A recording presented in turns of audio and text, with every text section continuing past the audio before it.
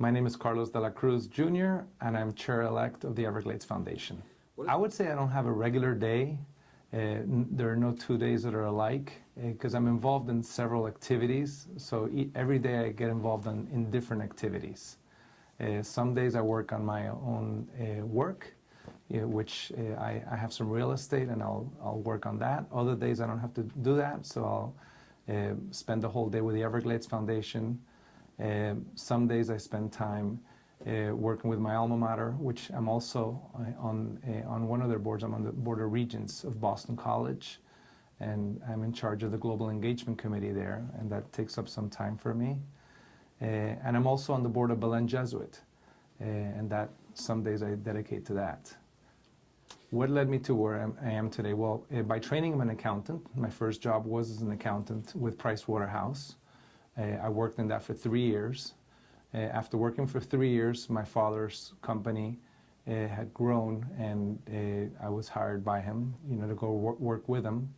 In the work that I did at Eagle Brands, which was the Anheuser-Busch distributor for Miami, I got to know the community very, very well.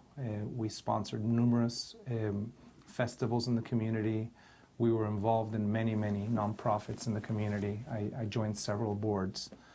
And also we got involved politically in Tallahassee, where we would go every year and get to know our elected leaders. And I did that for many years. I did the same thing also in the car business, which we had car dealers for a while. I spent some years out of the country, actually.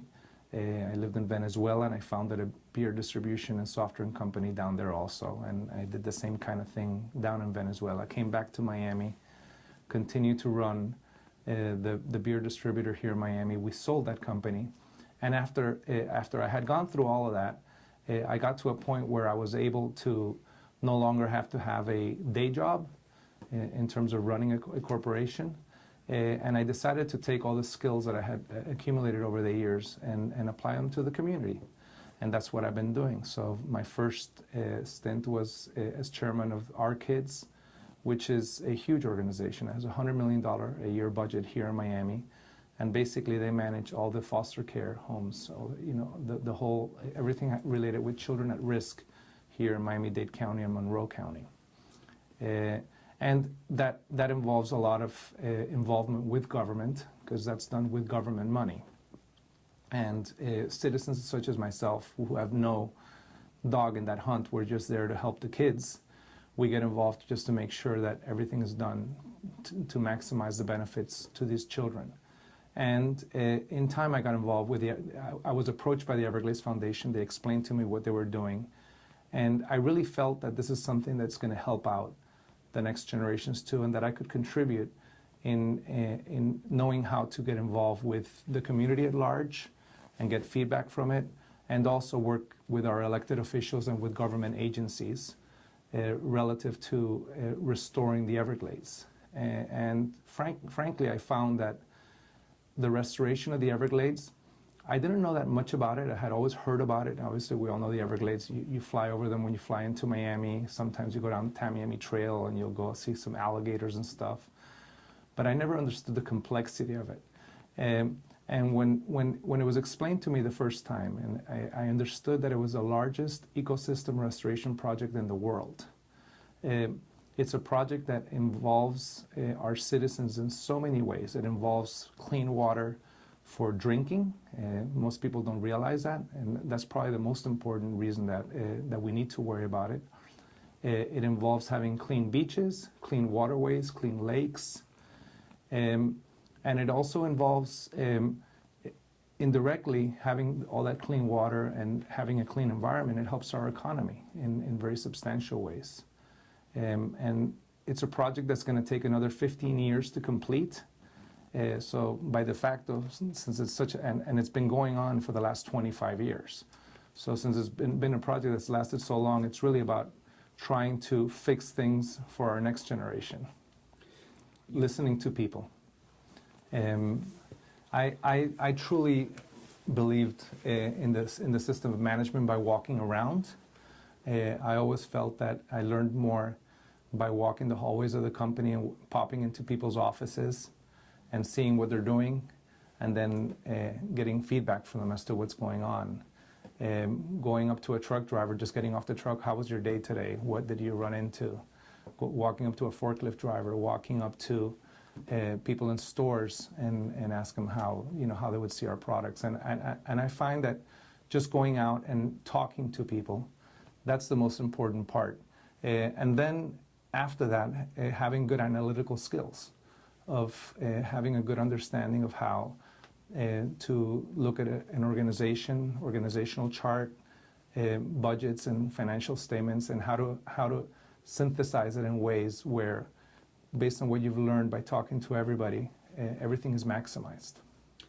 I find that every person can contribute something to an organization, and everyone will contribute something different.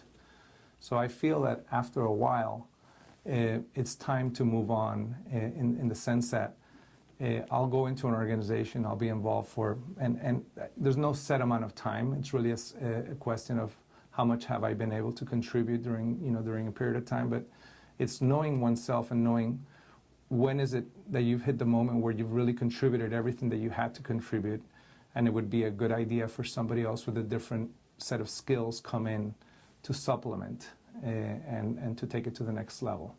So I've always felt that when I've joined organizations that I just help to take them to the next level. But I'm not here to tell you that I take it to the ultimate level. That's not, I don't think it's true for anybody. Everybody just takes it as high as they can take it. And there's always somewhere out there that can take it to an even further level.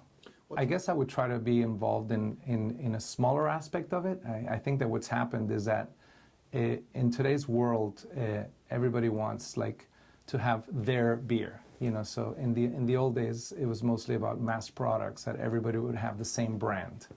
And literally, I can remember 30 years ago walking into restaurants and you see everybody in the place drinking the same beer or this, just nowadays everybody wants to have it a little bit custom.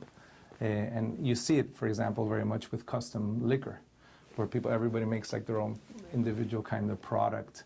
You see it in your iPhone, that everybody has their apps, and no two iPhones are the same because everybody has different apps on them.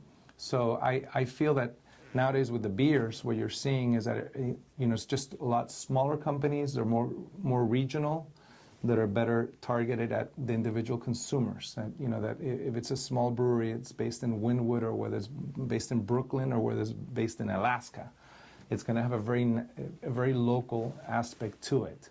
So I would tell people, get involved in the beer business in a local way, where you have a stronger connection to your clients, your customers. How is marketing to Latin American countries different than other demographics? In Latin America, something I learned while I lived in Venezuela, I had a business in Venezuela for many years. So there I learned, for example, a bottle of beer in Venezuela, and well, today it's obviously what's happened is completely different, because that's a real basket case, what's happened with that economy. But let's say generalizing Latin America the way it was before all this fiasco happened, a bottle of beer was a luxury to a large segment of the community. I used to sell local beer, and I used to sell Gatorade. A bottle of Gatorade was a luxury. And that's something that I had never quite understood, how that could be possible. In the United States, a bottle of Gatorade is something that's accessible to just about anybody. There it wasn't. There it was like a luxury good. And so when you're selling products in Latin America, you're really selling more necessities. Where in the U.S., I think we're more about, people have, just can afford to buy many more things, and people here change clothes because the style changed, or they got bored of it, and not because the clothes wore out. In those countries, it's a very different reality. So doing business in those countries, you're basically dealing more with necessities, and just understanding that you're selling something that is very precious to the person, no matter how small it may seem. Are you still a shareholder of De La Cruz companies? Yes. What is your current involvement? As a shareholder, I mean, it's my father started that business. My brother runs it with him, and it's basically the company is a beverage distributor and bottler in the Caribbean, including many brands.